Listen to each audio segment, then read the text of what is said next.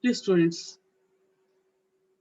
three important things which are responsible for diversity, the variety, the variation are migration, historical factor and geographical factors.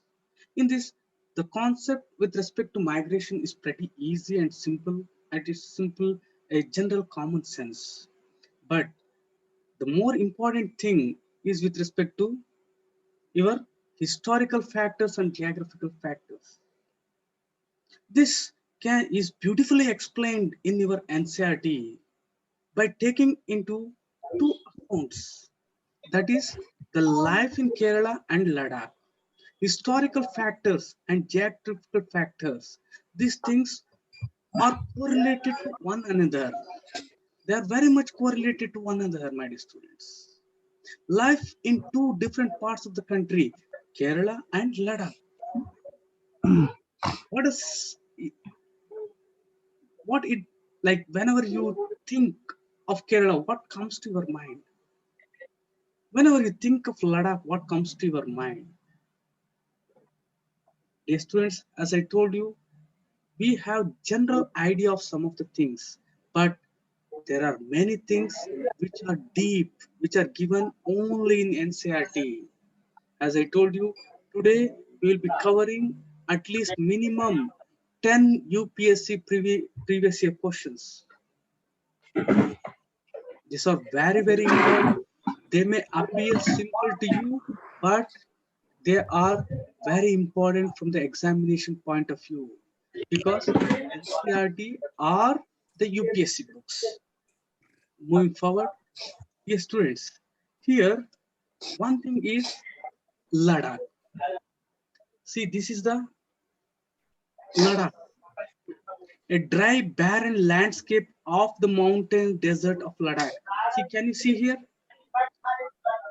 See, this is the area where we have got standoff with China. And when like Chinese aggression was there in 1962, they somehow were able to move into our territory and they somehow occupied large part of Ladakh. Then Nehru told this is an area where not even a single piece of single grass grows because it's dry, barren landscape. I'll explain these things. See, this is the thing which you have to keep in mind when I explain Ladakh. Next is the women weaving pashmin shawls. These pashmina shawls are very, very famous. These are some of the pictographic things which they have given. I'll be explaining the things in detail to you. Ladakh is a mountainous desert. This is a very important point. Please internalize it. See, whenever you think of Ladakh, somewhere you'll be seeing snow, you'll be seeing the things, but at the same time, you have to keep this in mind that it is a mountainous desert. Very little agriculture is possible here since this region does not receive any rainfall and is covered in snow for large part of the year. There's no rain. In the large part of the year, especially like during the winter and 1 or 2 months from other side of the things, it will be fully covered with snow. There are very, very few trees, like I have shown you the picture that grow there. No, trees not possible because it is a barren place, mountainous area. Only some very, very small shrubs, grasses grow. For drinking water, people depend on melting snow during summer months because there is no rainfall. This is the condition of Ladakh. Pashmina wool. This is a very important thing. It has been asked twice in UPSC prelims examination. People here keep sheep and goats. The goats in this region are special because they produce pashmina wool. Please internalize here. Sheeps produce wool.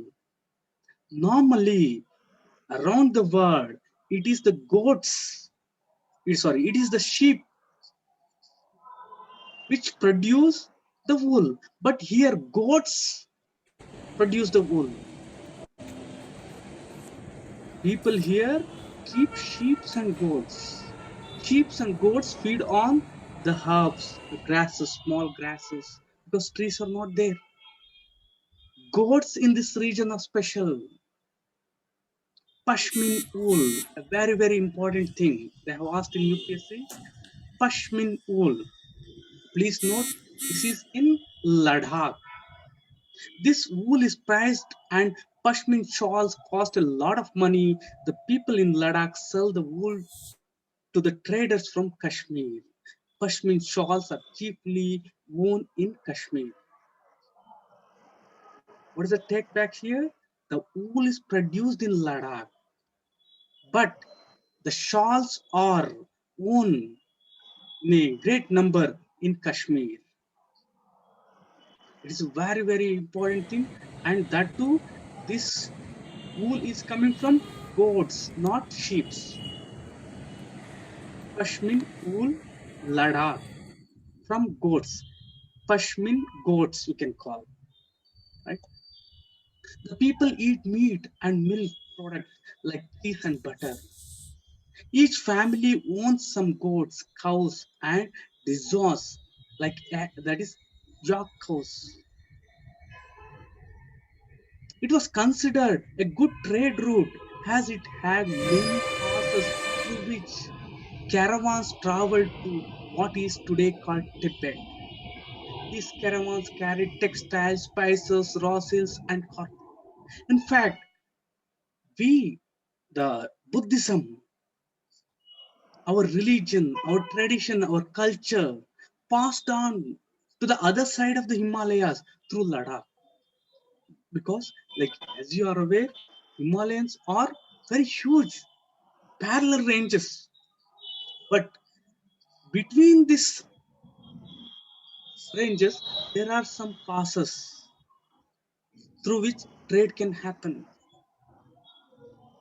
You may consider that like Ladakh is not a place for trade because there are mountains. That's not true. It was considered very good because there are very, very important passes through which you can move the goods. What are the important goods which were being taken to Tibet? They are textiles, spices, raw silk, and cotton. So I repeat, some of the important things which are taken to Tibet during the trade are textile, spices, raw silks, and carpets. Important from examination point of view. Buddhism reached Tibet via Ladakh, a very, very important thing which you won't find anywhere. And Ladakh is called the Little Tibet. A very important thing, my dear students, Tibet is at a very, very high place in elevation. It is very high above the sea level. The same features what you find in Tibet, you also find in Ladakh. So Ladakh is called Little Tibet. So if you want to imagine the things, say for example, something, if it is going on Tibet, or if you hear something like that, the same things, physical, social, and economic aspects, what you see in Ladakh are there in Tibet also. So Ladakh is called Little Tibet. And in fact, China claims that Ladakh is part of Tibet. And since Tibet belongs to China, China says that the whole Ladakh belongs to it. In fact, geographically, it is a kind of extension of of the Tibet and Plateau. So Ladakh is called the Little Tibet. Buddhism reached Tibet via Ladakh. Islam was introduced in this region more than 400 years ago, and there is a significant Muslim population. This is one of the things which you have to internalize, because whenever you see Ladakh in films, pictures, or something like that, you always see Buddhist monasteries, but you are not aware that there is a significant Muslim population also. But Muslim entered the region little late, just 400 years ago.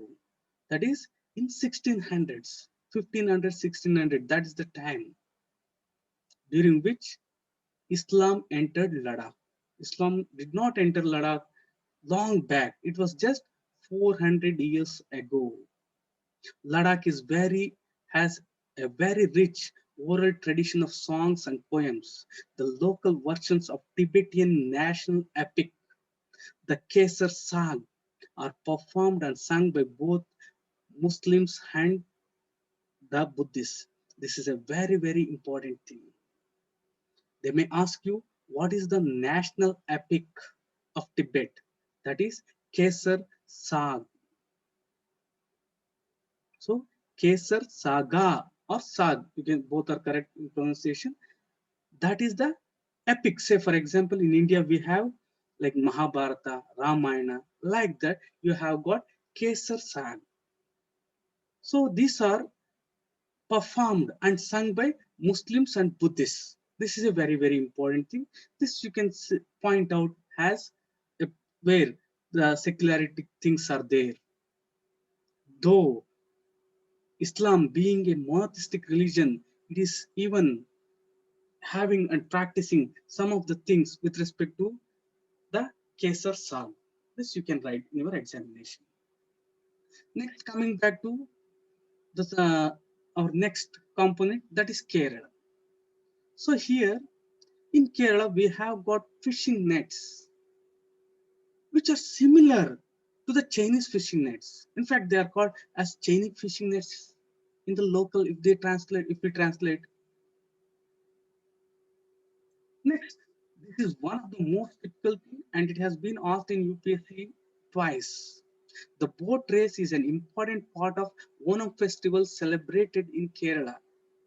So, Onam festival celebrated in Kerala and boat race is one of the important component. Boat race is an important part of the Women festival celebrated in Kerala. These are the two important things. Along with at the top, I have shown you a tree covering all those things. These are the things which you have to keep in mind when I am discussing about Kerala. We have discussed like at the top Ladakh. Now we are discussing at the southern end, that is Kerala. Dear students, here one of the most important thing in all the things what I have so told is you have to internalize the things with respect to constitution. How to internalize the things with respect to constitution? The constitution is summarized. Constitution is given in a crisp form in your preamble. Do internalize this thing. Once again, I repeat, please by heart this one. If you have not by hearted the preamble, almost it is very, very difficult for you to answer. Just this is the like exact thing what is there in the preamble. More than 10 questions have come from just this one. And this is very important for you to write essays. Say for example, if you're talking about justice, you have to mention social, economic and political justice are provided in the constitution, liberty, the five types, equality, the things. So it is very, very important for you to internalize this one. In this background, let's come back to Kerala. Kerala is a state in the southwest corner of India. So southwest corner of India, you have got Kerala. It is surrounded by sea on one side and hill on the other. So here I would like to inform you a very important concept, that is with respect to Western Ghats and the Eastern Ghats. Here, let me take the pen. Western Ghats and Eastern Ghats.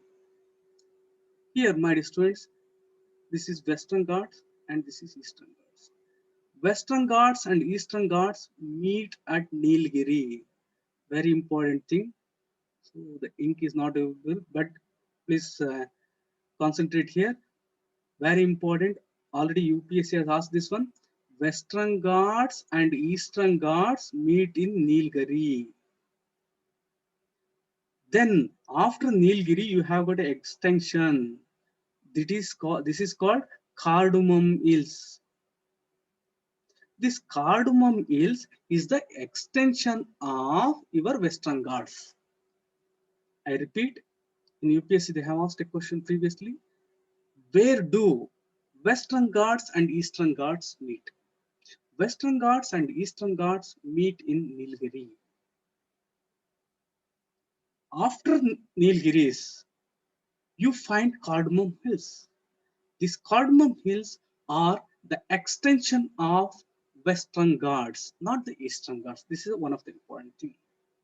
Number of spices like pepper, cloves, and cardamom are grown on the hills. It is the spices that made this region an attractive place for traders. Jewish and Arab traders were the first to come here. Very, very important, please internalize. Jewish and the Arab traders were the first to come here. In fact, the Christianity, the Mohammedanism all entered India through Kerala in many respects. Let me explain this in little detail. The apostle of Christ means the disciple, the chief disciple. There were 12 chief disciples of Jesus Christ who are called apostle. That is Saint Thomas. You might have heard Saint Thomas Church, Saint Thomas Schools. So he is the person who has believed to have come to India the first.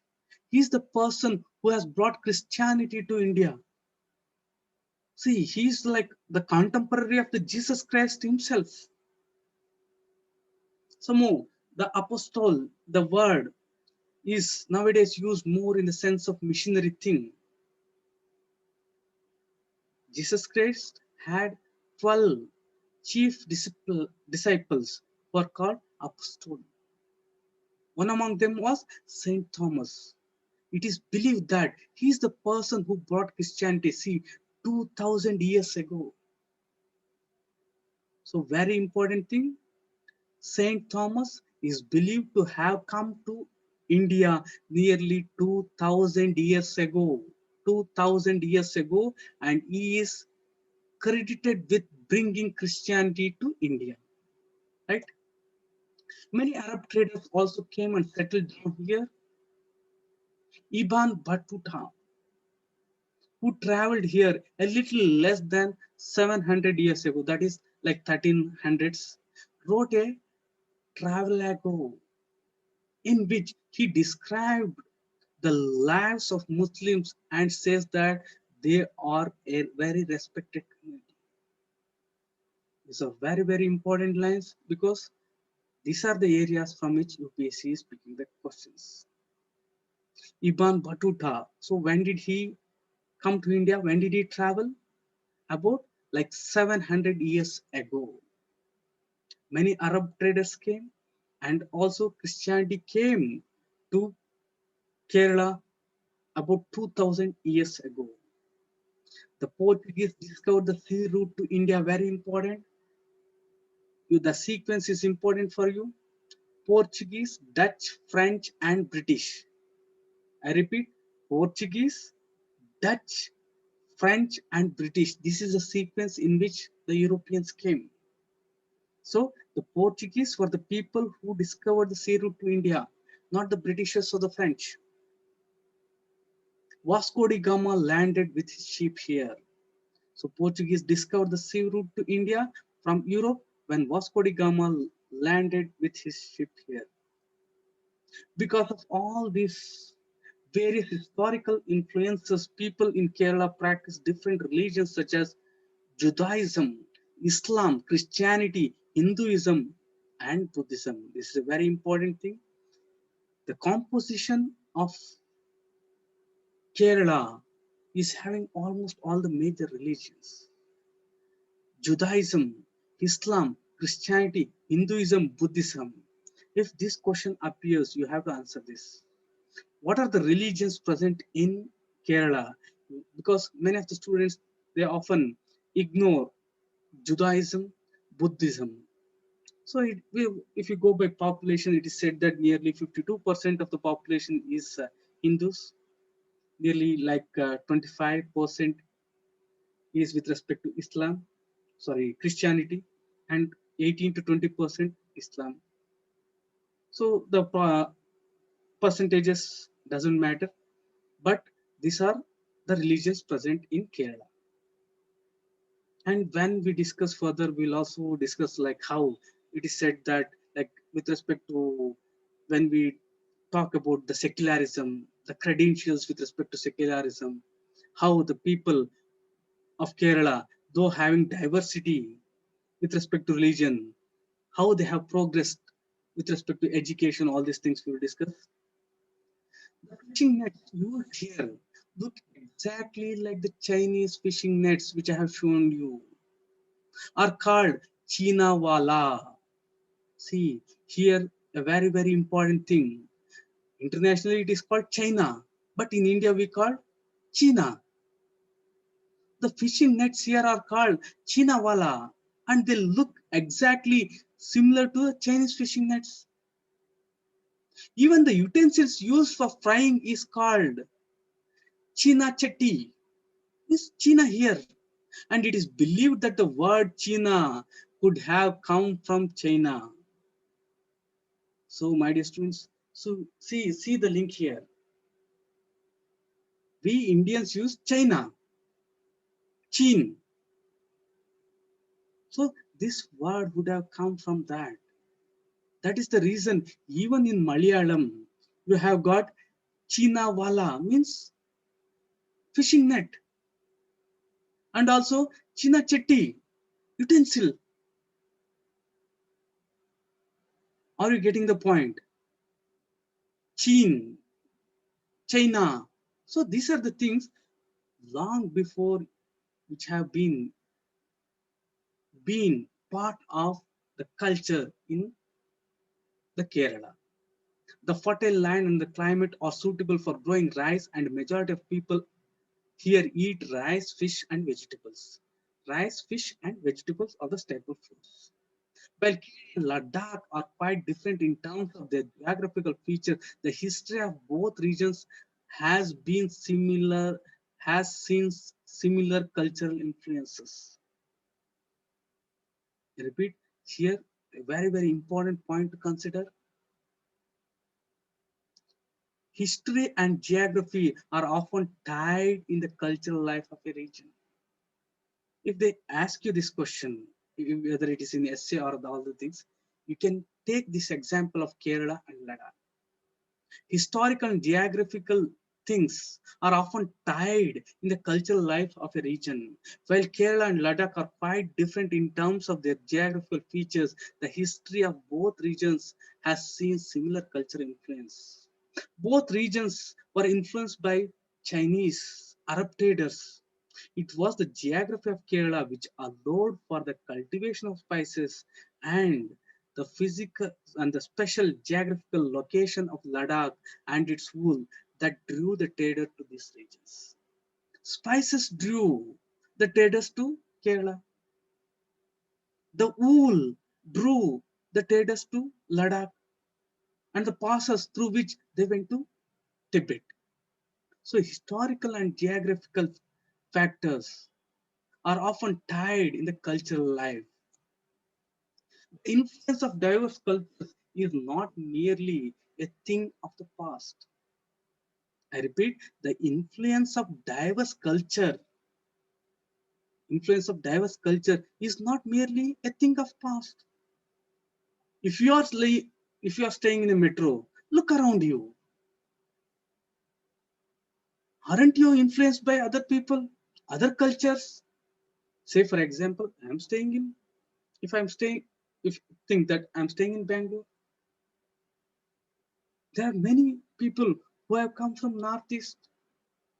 There are many people who have come from North, especially the merchant group, the Marwadi and the Patel. There are many people who have come from Kerala. There are many people who have come from Tamil Nadu. So the influence of diverse cultures is not merely a thing of past. It is still happening, continuing. You go to any farm now, you find workers from Bihar. So here there is a give and take. People from Bihar, they exchange their cultural things. They adopt some of our cultures. Our lives are all about moving from place to place for work. With each move, our culture, traditions, and way of life slowly becomes part of new place where we are. Each move, our culture, traditions, and way of life slowly become part of a new place we are in. When you move to a new place, you are taking along with you your culture, your tradition, with respect to many things. Similarly, in our own neighborhoods, we live close to people from several communities. Our daily lives are about the ways in which we do things together and hear stories about each other's lives, customs, and traditions.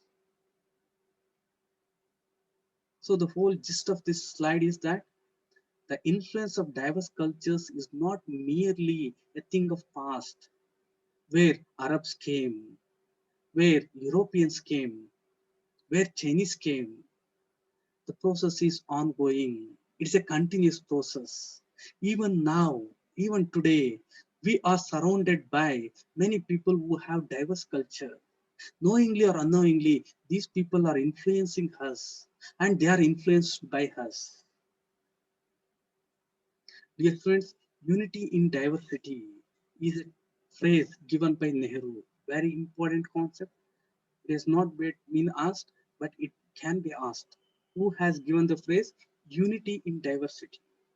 Because like it was a very thought-provoking thing.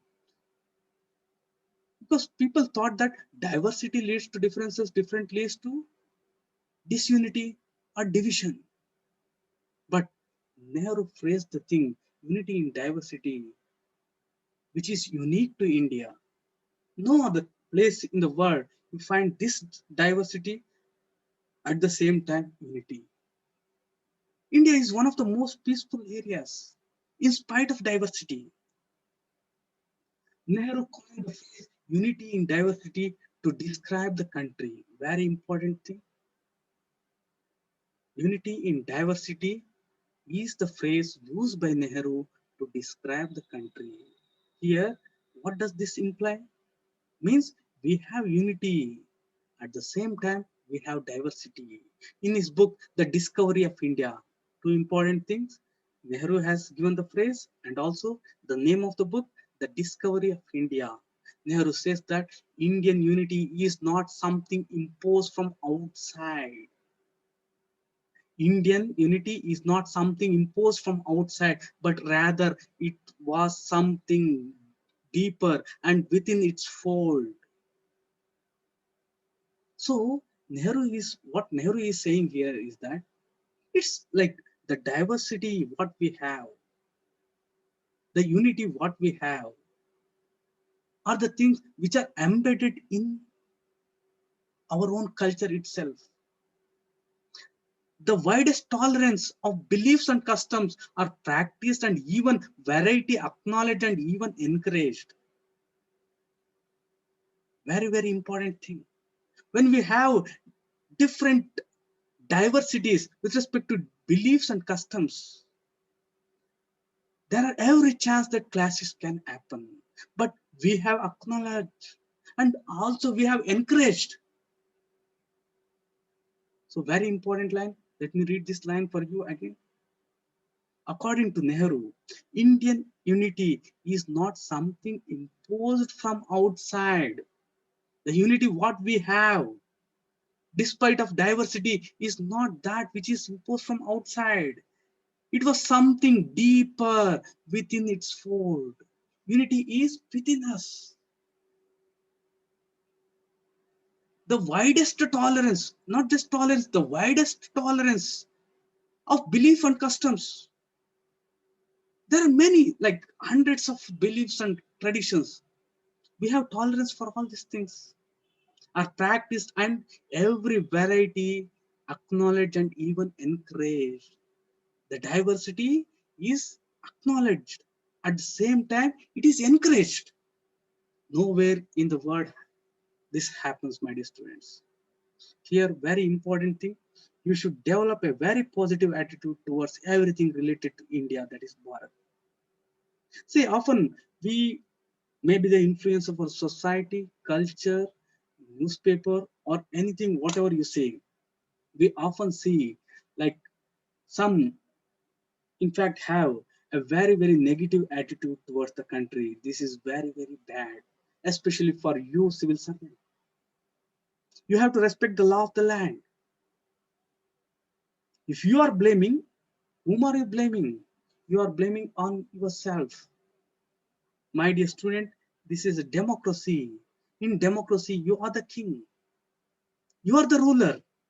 If there are any shortcomings, who is the main cause for that? That is you.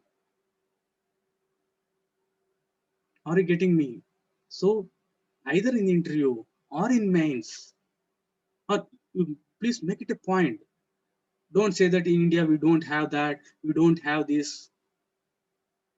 Some have some these kind of things.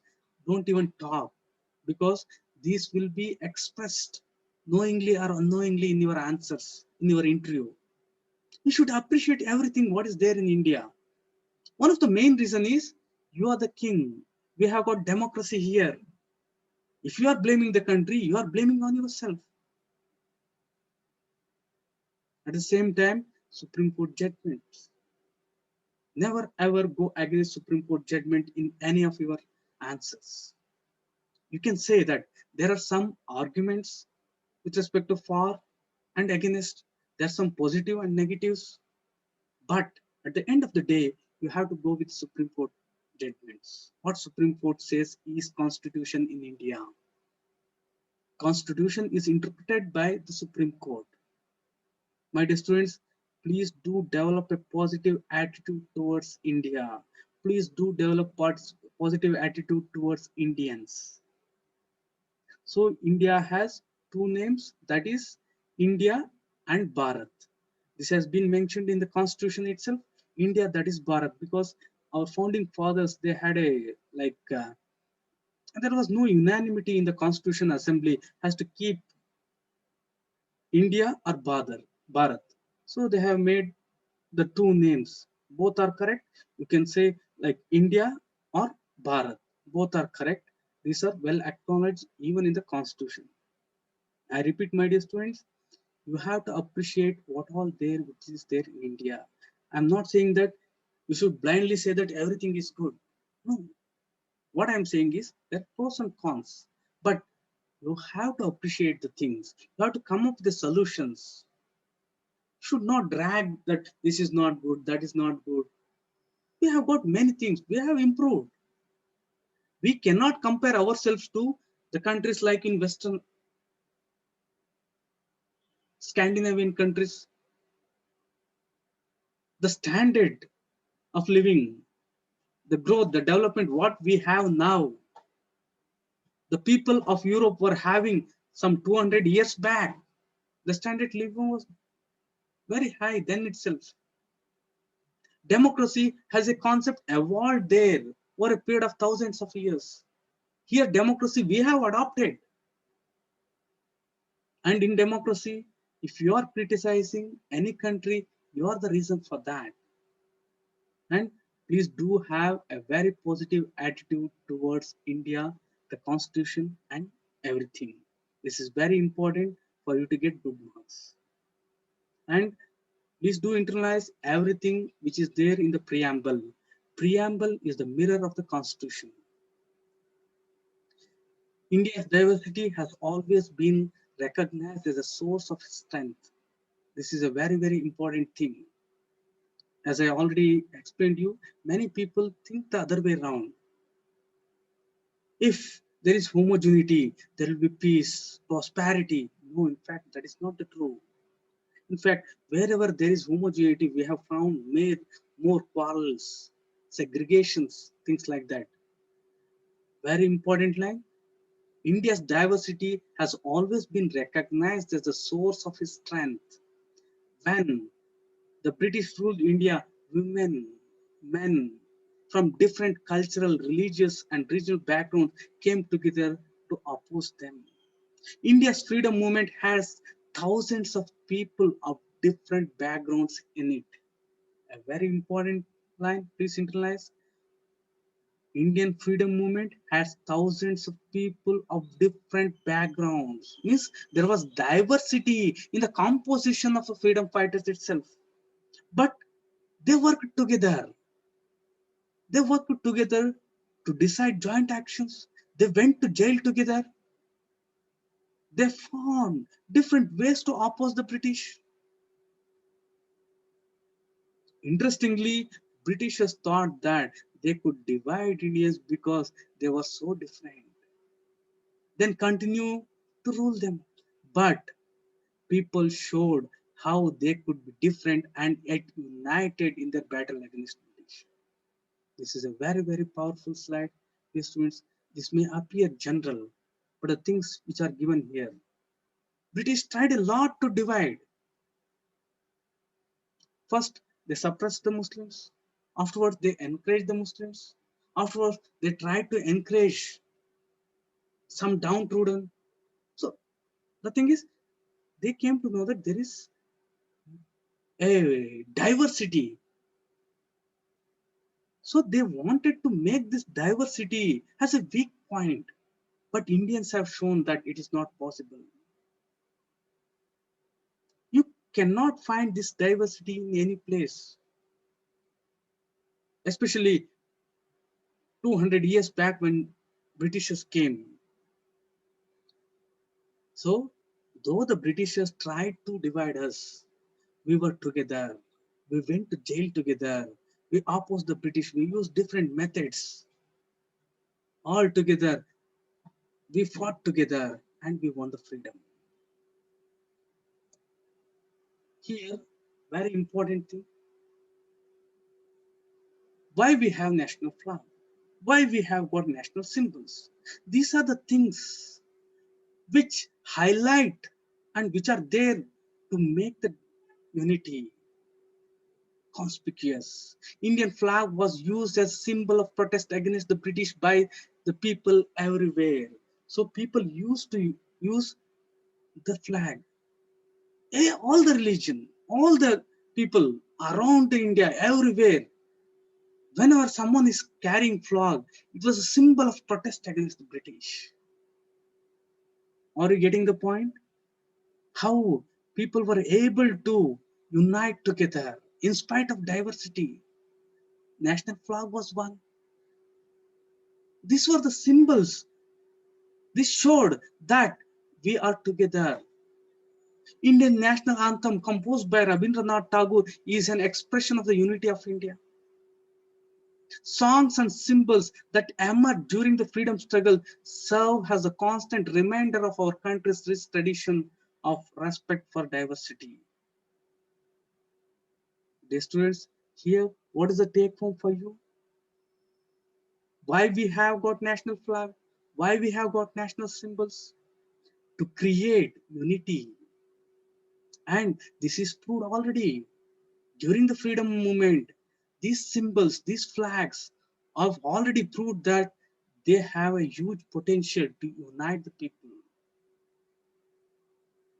They can bring unity in diversity.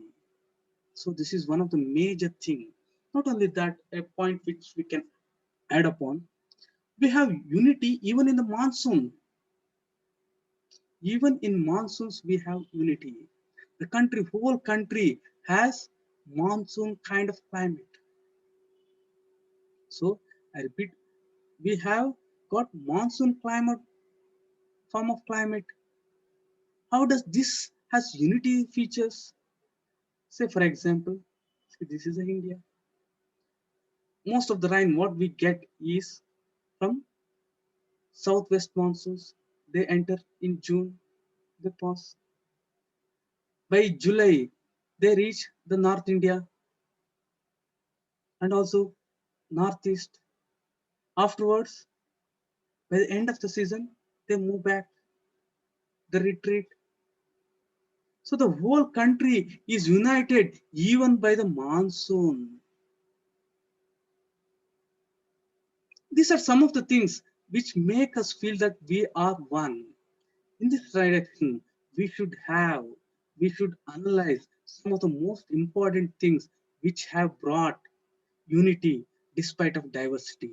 They are our national symbols. Dear students, here I am taking the things from India Yearbook. National symbols, very important. From this, lot of questions have come. Please concentrate. I'll be telling the most important thing here with respect to national symbols. Here, I'll be discussing with respect to national flag, state emblem, national anthem, national song, and national calendar.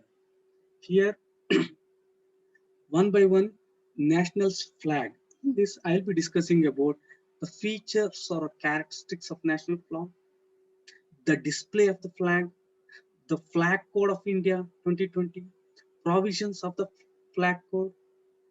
At the same time, I would like to reiterate, my dear students, this will be more than sufficient for you for the examination. I'm covering in depth, I'm covering from the prelims, mains, and interview perspective. All these things will be provided to you in the app. You can have a look at these things. If you still have want things, the things with respect to the national symbols, what I'm teaching are from India Yearbook published by Government of India. This is a continuation of the thing. This is to one of the most important thing. These are the things which are brought the people together, which have proved during the freedom movement, and still national flags. After that, we have got national anthem. In this, I'll be discussing lion capital of Ashoka, the original, what was there. Then the state emblem. This is the state emblem. So what is the difference between the previous Ashokan thing and the present state emblem? Use of state emblem regulation, we'll be discussing that. National anthem, Janagana Mana, and English rendering. Here, like, why is it important? What are the important things with respect to national anthem? Along with that, we have got national song, Vande Mataram. What is the difference between the two? Are they have the same status? That we'll be discussing. Next, we'll be discussing the national calendar. Here, we have got the Shaka era and Georgian calendar. Here, I'll be comparing these two, and these are very important from the examination point of view. My dear students, a very important gist of the things I have made in a tabular form. Please internalize this one. When were these adopted? State emblem. State emblem was adopted on the Republic Day. Very, very important. Please internalize this one. 1950, January 26. State emblem. Very important because this you have to take as a reference and you can remember other things in correspondence with these things. When was this adapted? Very important. You can make your own things to remember these things easily. National flag was the one which was adopted very early in 1947, July 22. The dates are also important. So these two you can, I think you can remember them very easily. State emblem, 1950, when the constitution came into effect, January 26, on the same day. 2 days before that, we have got national anthem. The latest was national calendar, which was adopted in March 22, 1957. So the dates are important. Remembering them, like as it is, becomes difficult. You have to make some acronyms or something like some sequence that will be easy for you. So national anthem, national emblem, you have got 2 days difference. So this is our national flag. You know that.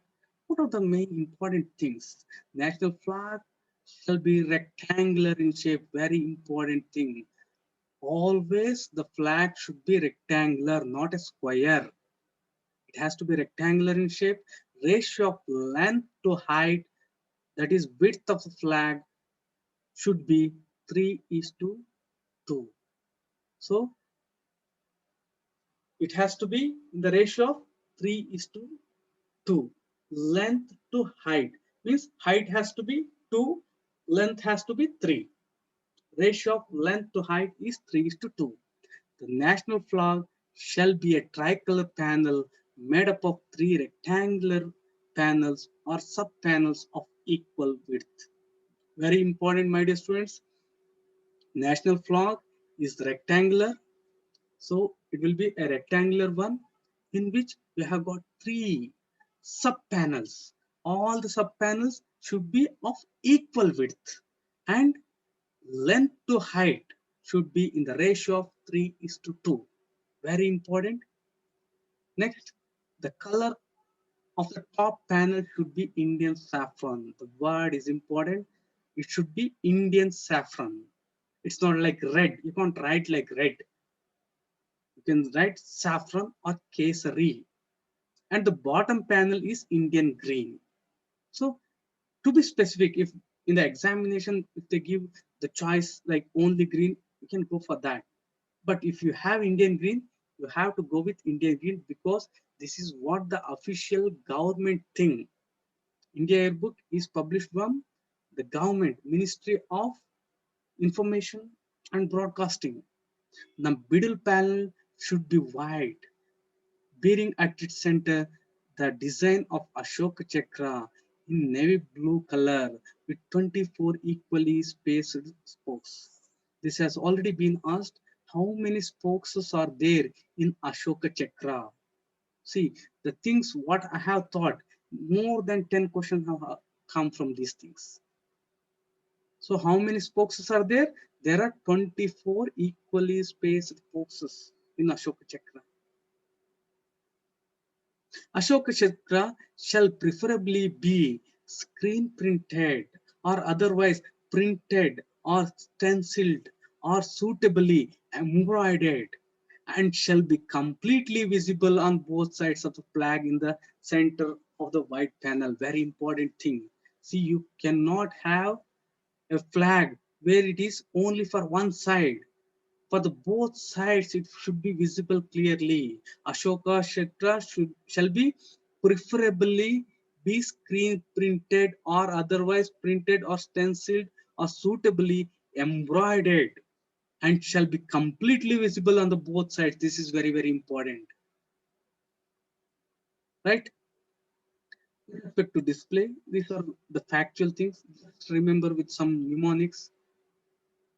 Display of the national flag is governed by the emblems and the names, Prevention of Improper Use Act 1950. So here it is not only with respect to the flag, it's a general one. Emblems and names, Prevention of Improper Use Act 1950. Prevention of Insult to National Honor Act 1971. National Flag Code of India 2002. This is very important. The Flag Code of India 2002 and non-statutory instructions issued by government from time to time. See here, I would like to explain you this the last one. Non-statutory instructions issued by the government from time to time. What does this mean? Let me take the pen. So here you have got constitution. Under the constitution, to give effect to the constitution, laws are made. These laws are made by the legislature. So anything made by the legislature are called statutory. I repeat, anything done by the legislature are called statutory.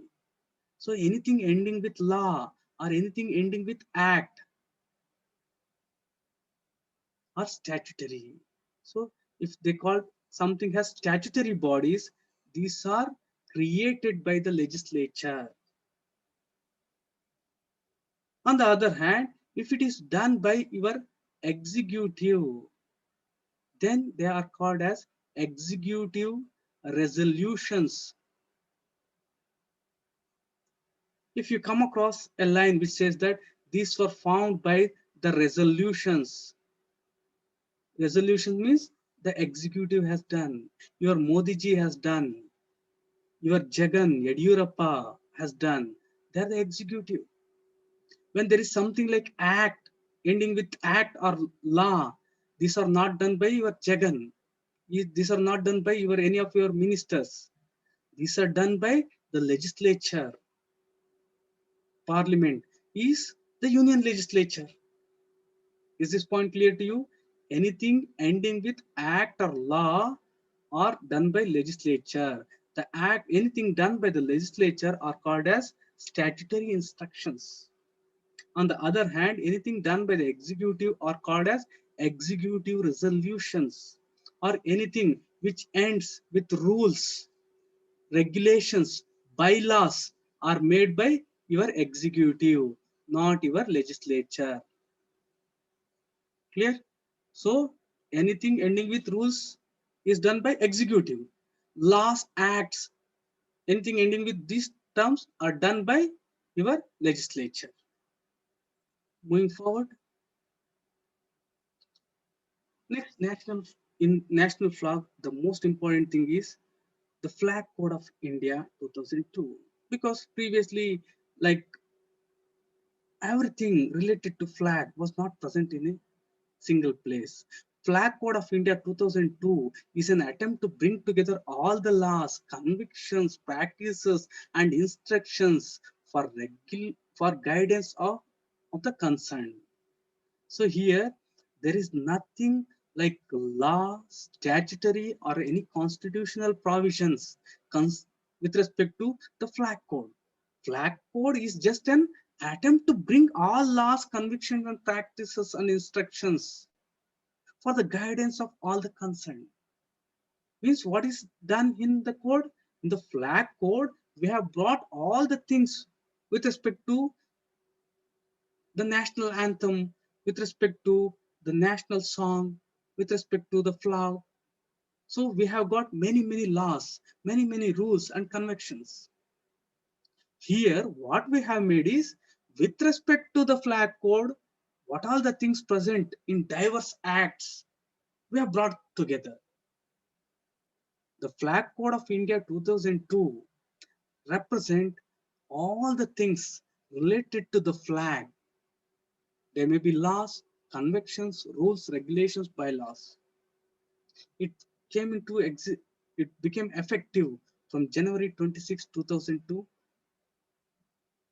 and it superseded Flag Code India. Previously, we had Flag Code India, and this is superseded by Flag Code of India. Minor changes, please concentrate here. Previously, we had Flag Code India. What we have now, Flag Code of India is the present thing. It has been replaced. Flag Code India is replaced now. The provisions of the Flag Code. Here, there is no restriction on the display of the national flag by the members of general public, private organization, educational institutions, etc. Very important thing. This line also has been asked in UPSC. In India, we don't have restriction on the display of the national flag by the members of general public, any public, private organization, Indian organization, education institution. They can display the national flag except to the extent provided in Emblems and Names Prevention of Improper Use Act 1950. There are some things where improper use has to be prevented.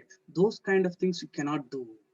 The Prevention of Insult to National Honor Act 1971 and other law enacted on the subject. So when it comes any other law enacted by the subject means that law is enacted by the legislature. Union legislature is parliament. So very important thing, Flag Code of India. This is the consolidation or bringing together all the laws and all the convictions related to the flag. And this flag code of India replaced flag code India. And according to this code, there is no restriction on the display of the national flag by the members of general public, private organization, or education institution, except to the extent that they won't violate some of the guidelines given in some of the acts. Right? State emblem. This is a very, very important thing here, because there are some things in state emblem which are confused by most of the students and they lack clarity. So according to Government of India, following are the things which you have to keep in mind.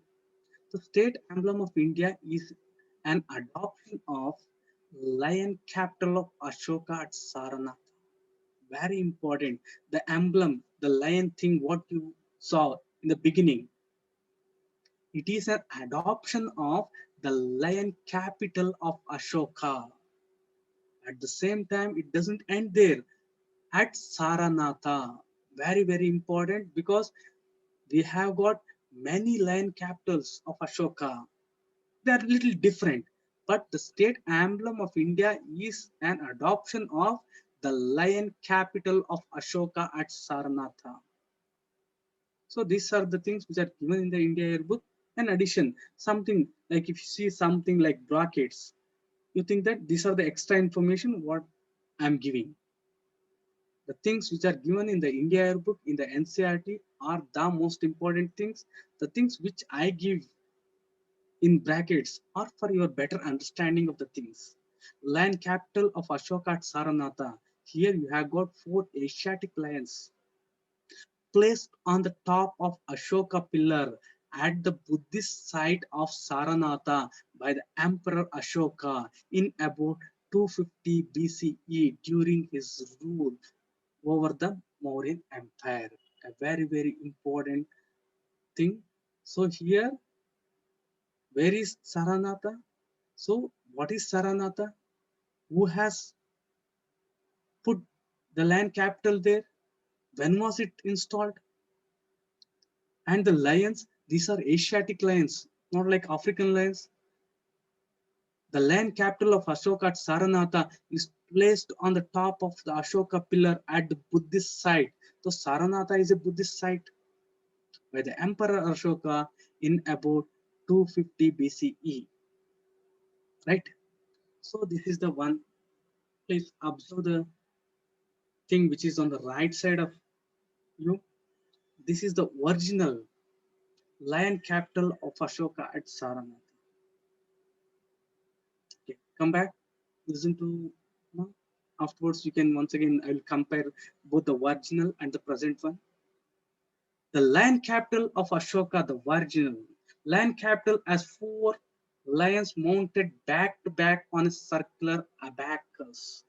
So, my dear students, let me take the pen for you. So, these are the 4 lions, and behind there is a 1 lion, and on a circular abacus. This is what is known as abacus, circular abacus. The abacus rests on bell-shaped lotus. See, this is a bell-shaped lotus. So, most important thing, you have got 4 lines, and it is there on a circular abacus, not a rectangular one, circular abacus. The face of abacus is adorned with sculptures in high relief of an elephant. So what are the things which you have on the abacus? You have got elephant, galloping horse. Galloping horse means when the horse is running, there is a like specific time when all the legs are above the ground.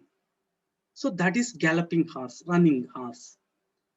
Bull, lion separated by intervening dharma chakras. See, this is the dharma chakra. So what are the things in original Ashoka capital? You have got elephant, you have got horse, you have got bull, We have got lion also in the abacus, and these are separated by dharma chakras. Very, very important. So I repeat, my dear student, lion capital has four lions mounted back to back on a circular abacus. Abacus is this one. Abacus is mounted on a bell-shaped lotus. Here in the abacus, you have got elephant, horse, bull, and lion, and these all the four are separated from each other by intervening dharma chakra. Next is a very interesting thing for you because this will be about the present emblem. 1 minute. Okay. Sorry. Okay. In the state emblem lies the official seal of the government of India. Very important thing. In the state emblem lies the official seal of the government of India. So, with respect to the official sign, you have to have the state emblem. State emblem is a profile of the land capital showing three lions mounted on the abacus. The same thing. See here. This is the abacus. But here there is a difference. Mounted on the abacus with dharma chakra in the center. See here, dharma chakra is at the center. On a bull is at the right side. See, right side you have got bull. Let me take the pen for you. So here is the bull, right side, and galloping horse on the left. Between that you have got one dharma chakras. Dharma chakra at the center and outlines of dharma chakra on the extreme right and left. See, this you can see. This is a complete explanation with respect to the thing. The motto Satyameva Jayate, truth alone triumphs, written in Devanagari script below the profile of land capital, is a part of the state emblem of India. Very, very important. So this Satyameva Jayate is also the part of our state emblem. This is very, very important. See, in this itself, UPSC has asked 3-4 times. Very, very important thing. Satyameva Jayate. For Southern Indians, Satyameva Jayate, the meaning is truth alone triumphs. And the bell-shaped lotus is omitted, which was present in the original chapter. See, now please compare both. See here. So this is very, very conspicuous. Two important things which you have to take into consideration here. Here we have got horse to the left and bull to the right, and Dharma Chakra at the center. And Satyameva Jayate is part of the emblem. This bell-shaped thing is omitted. The thing which is there, this is called abacus. Right? Use of state emblem is regulated by State Emblem of India Prohibition of Proper Use Act 2005 and the State Emblem of India Regulation of Use Rules 2007. These are the two important things. These are factual. State Emblem of India Act 2005 and State Emblem of India Regulation of Use Rules 2007. Once again, my dear students, please concentrate here. Act. Act means this is done by legislature. This is done by parliament. Rules. This is done by your executive. Executive means Council of Ministers, PM, right? Okay. National anthem, Jana Gana Mana, a very important thing. Song Jana Gana Mana composed originally in Bangla. Very important thing. Originally, the song was composed in Bangla. Very important by Rabindranath Tagore, was adopted in his Hindi version. So what we have now, we are not having the Bangla version. We are having the Hindi version now. The song Jana Gana Mana composed originally in Bangla, in Bengali, by Rabindranath Tagore was adopted in his Hindi version. What we have got Jana Gana Mana. that is Hindi version by the Constitution Assembly as the national anthem of India on January 24, 1950. Constitution was Constitution came to force fully on January 26. Before 2 days before that, this was adopted. Right. Next, it was first sung in December 27, 1911 at Calcutta session of Indian National Congress. Very important. Every line what I am saying are already asked. I said 10. If you go on counting, like very important, like you may get like 20 to 30 previous questions in all the things what we have discussed. First Janagana Manam was first sung in 1911 in Calcutta session of Indian National Congress session. Complete song consists of 5 stanzas. What we are singing is not the complete song. Complete song originally consists of 5 stanzas. The first stanza contains the full version of the national anthem. I repeat, originally it was composed in Bengal. The Hindi version is being adapted. Originally it has got 5 stanzas, but only the first stanza consists the full version of national anthem. The national anthem, what we sing, is only the first stanza of the original one. The playing time of the full version of national anthem is approximately 52 seconds. Very important. They have asked this one. They have asked when was the national anthem first sung. They have asked the playing time. The playing time is 52 seconds. Sorry. The shorter version consists of first and last lines of the national anthem.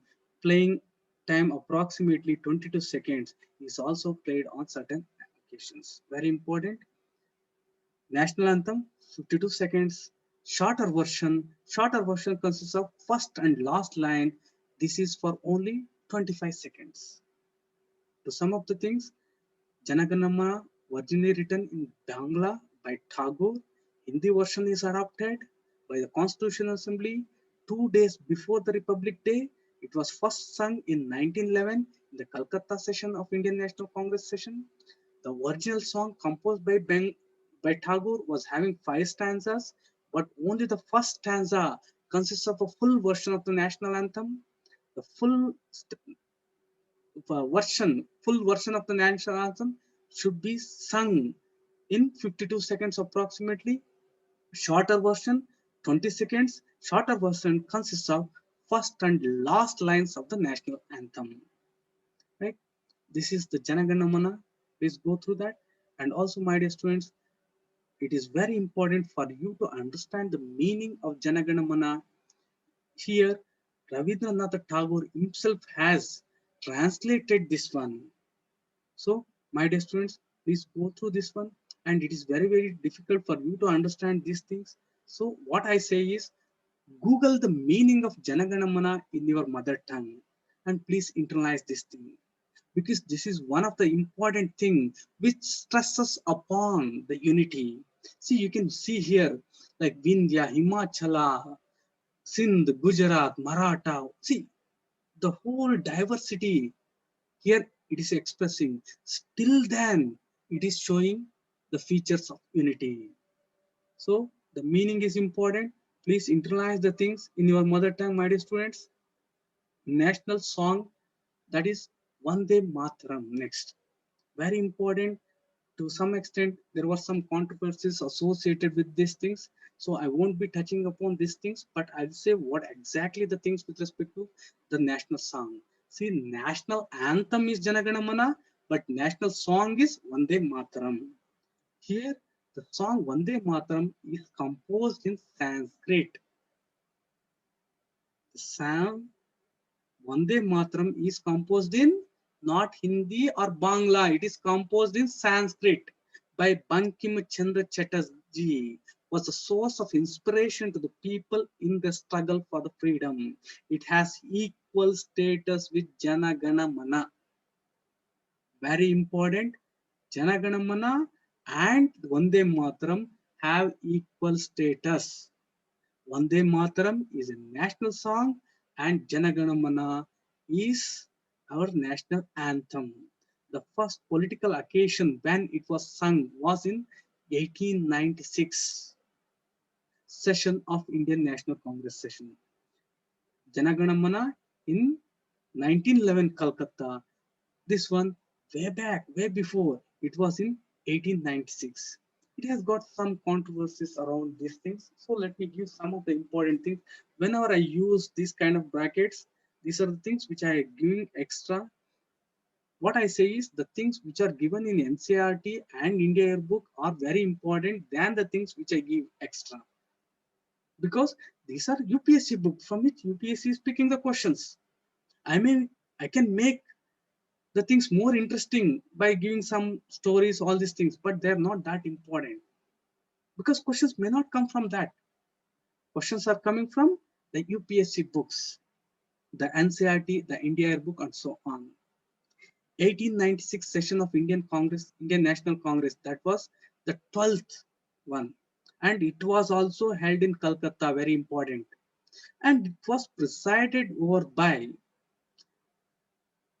Rahmatullah M. Sayani. Very important thing, Rahmatullah Sayani. During his presidency, he was a Muslim. It was sung there itself. And with respect to the Vande Mataram, it was composed by the Bankim Chandra Chatterjee in 1882 in the novel Anand Mat. The song was set to tune, means it was tuned by the great Rabindranath Tagore. It was declared as the national song in 1935 through a resolution. So it was decided long back in 1935 as the national song. That is one of the reasons why we still retain this one, right? This is the Vande Mataram, the first piece of the things, and this is the English translation, which is rendered by the great Arbindo in a prose form. Please go through these things. What I suggest you is go through these things in your mother tongue. See, I'm giving two homeworks for you. Number one, preamble. You have to internalize this one. That is the constitution. Very, very important thing. You can write any question in mains, interview, everything. In prelims, from the preamble itself, the thing which I have shown, minimum like 7 to 8 questions have come in UPSC. The second one is Janaganamana and also Vande Mataram. Please do internalize the meaning and also like analyze how they are bringing the concept of unity and also how they are showing the diversity there, right? National calendar, a very important thing.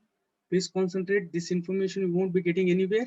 National calendar is based on Shaka era, which Chaitra has its first month and a normal year of 365 days was adopted from March 22, 1957, along with Gregorian calendar for the following purposes. So, my dear students, here, please internalize. Here, you have got two things. Read the things between the lines, between the words. National calendar based on Shaka era, in which in Shaka era, Chaitra is the first month. Chaitra is the first month. And it is having a normal year of 365 as you have got in the Georgian calendar. It was adopted on March 22. March 22 is the first day, in fact, in the Shaka era, along with Georgian calendar. So we have got both Shaka era and also Georgian calendar. And all these things are present specifically for the official purpose. What are these? They are Gazette of India, news broadcast by All India Radio, calendars issued by Government of India, government communications addressed to the public. So if any communication government gives, if government comes up with any calendar in the Gazette of India, you always have to mention Shaka era along with the Georgian calendar. Is this clear to you? Not only the Georgian calendar, you should also have the Shaka era. Both should be there for official important purposes are Gazette of India, news broadcast by All India Radio, calendars issued by the Government of India, government communications addressed to public. In these four, you have to use the national calendar. So, Shaka era and Georgian calendar. Dates of national calendar have the permanent correspondence with the dates of the Georgian calendar. So Shaka era calendars have correspondence with the Georgian calendar. First Chaitra falls on March 22 normally and on March 21st in leap year. Very important. Chaitra is the first month of the Shaka era in the Shaka era, and also here Chaitra 1 falls on March 22. March means third month 22. Like you can remember like that. Normally, and on in the leap year, it will be March 21st. Very important thing. Extra information. Georgian calendar is the calendar used in the world around the world, and it is most used. And it was introduced in 1582 by Pope George XIII. So it is the most widely used, and it was introduced in the 16th century, that in 1582 by Pope George XIII. And here Pope George XIII made a minor modification of the Julian calendar. So Julian calendar is one which was issued by Julius Caesar. He was a Roman administrator and also a warrior.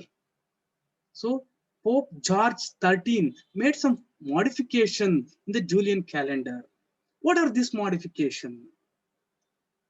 The modification was reducing the average year from 365.25 days. So in the Julian calendar, it was 365.25 days. What Pope George did is he reduced that one to 365.2425 days. So this was one of it was a minor adjustment, but it was very important adjustment. Adjusting for the drift in the tropical or the solar year that previously this was been followed from the long time. So there was a drift. So he adjusted that one. So in 1582, he made these adjustments. From then on, we are following that. So there were some issues with respect to 365.25 to 365.24 and 25 days. This was made by Pope George. Not only that, there were some differences because of taking 365.25 days. So he made adjustment. Going back one step back, Julian calendar proposed by Julius Caesar in 46 BC was a reform of the Roman calendar.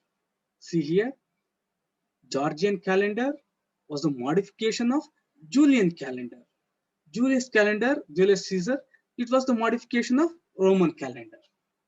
Right? This is extra information. Just internalize these things. So, my dear students, we'll have come to the last stage. How to bring unity in diversity? Can diversity leads to disunity and division? So, my dear students, please think it over. And this is the homework for you. And tomorrow I'll be asking you students individually. You have to answer how to bring unity in diversity. And also, can diversity leads to disunity or division? So since this was the first chapter, have gone little slow. From tomorrow, I'll go little fast. We'll complete the whole NCERT with respect to social and political life in a very short, like limited period, but we'll be covering from all the angles, prelims, mains, and interview. Along with that, we'll add some more important things from India Air book, from other sources which have been referred by for UPSC. Dear students, the stage is open for you. If you have got any doubt, please let me know.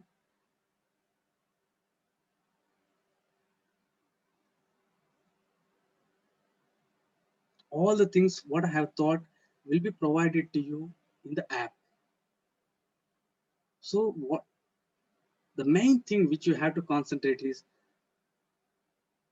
where I am stressing, where I see, because like for the past 20 years I don't know anything other than this UPSC thing. So I have got something extra than a fresher who comes here. So I'll be stressing upon some important things. Please do internalize that, and of course please do revise. So by this I have completed everything given in first chapter of the sixth class, social and political life. You have to read that chapter today itself, and you have to come up with the answer. If you don't write, it doesn't matter, but you have to think how to bring unity in diversity. Because like it's general thought that diversity leads to fight. It's not the case, in fact. And there are many other arguments also, like how diversity can lead to division. You have to come up with those things. And I will explain like what you have to do when the society is diverse. What are the things which leads to unity, and what are the things which leads to disunity or division? Any doubt, my dear students?